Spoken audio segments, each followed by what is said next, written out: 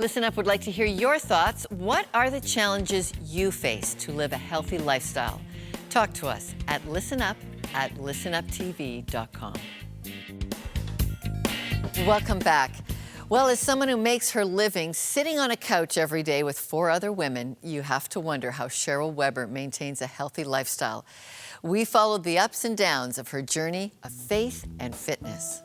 You know, it's like one word from God can change your whole life. That's what I always say, you know, when I'm in a circumstance. Sharing so personally is all in a day's work for Cheryl Weber. As producer and co-host of the daily talk show Full Circle, she leads a team of women striving to live their most authentic lives before a TV audience. And it's what you do with friends anyway, right? Like you just talk about the things of your life and you share, and sharing our faith is just part of who we are. From faith to finances, nothing is out of bounds. So when we asked her to talk about her hard-won battle against the bulge, she agreed to encourage others waging the same war. I was probably about 12 and I wanted to lose 10 or 15 or 20 pounds, something not big. A little chubby, just wanted to lose a little bit of weight, so I went on a crash diet.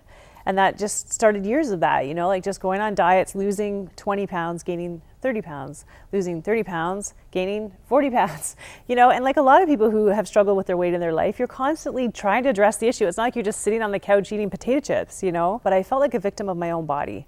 I watched people all the time around me that were slim and how they lived, you know, and you'd go, look at what they're eating and they never work out and they're skinny and it's not fair.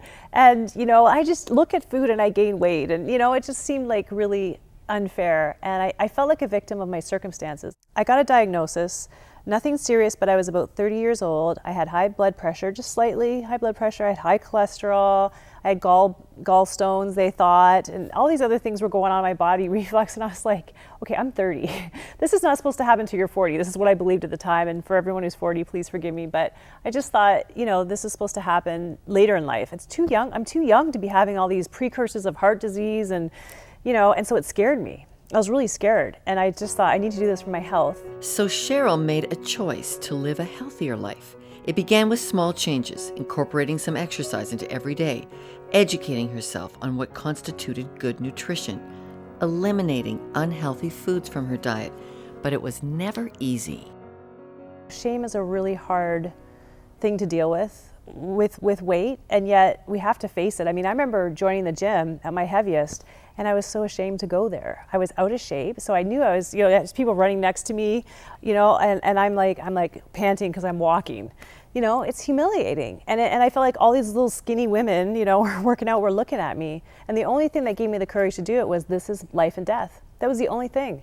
When I decided I was going to make a change in my life, one of the things I tried to do is, like, I knew I couldn't crash diet anymore. I knew I was killing my metabolism, and I was done with like losing weight and gaining it back. It's so heartbreaking. So I was like, everything I do is going to have to be for the rest of my life. And I need to think about each change that I make and say, can I do this forever? Because if not, I'm not going to do it. And so that's exactly what I did.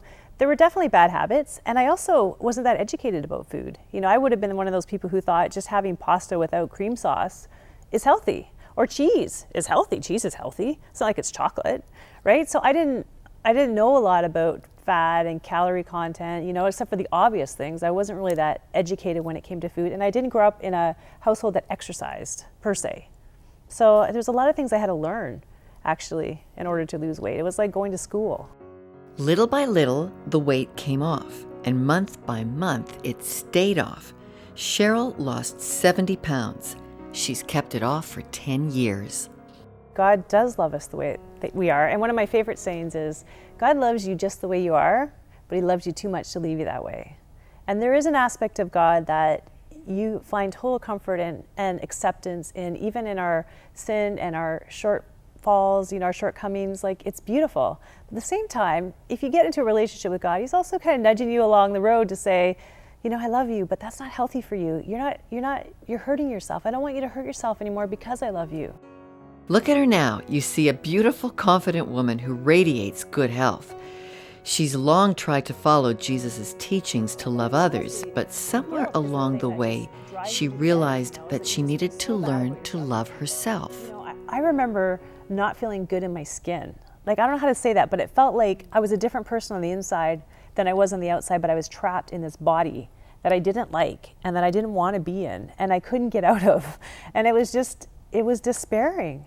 I think part of this process is learning to love yourself along the way too. And you know, being healthy is loving yourself, is a version of loving yourself. I think for years I was crying out to God for help, you know, and I'd like to take credit for all the things I learned or that moment of change, but I really feel like that was God intervening in my life. I remember calling up the gym to book an appointment the first time to try to get a membership.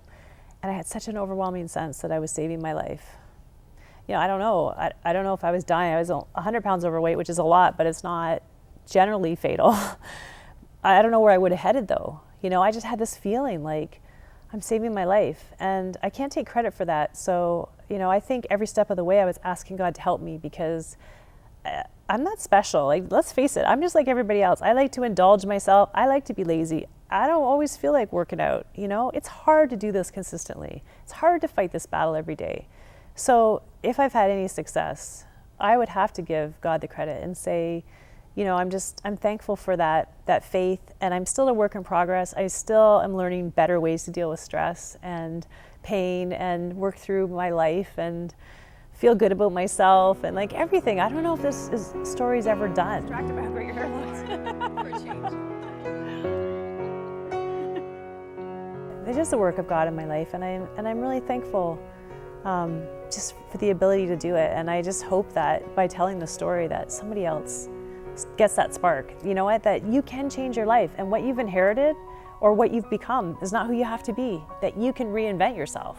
How cool is that? Like, just reinvent yourself. Let's be somebody else. Not, you know, fake, but just change your life. It's possible. When we come back, where to find my eating plan and its ups and downs in the wrap.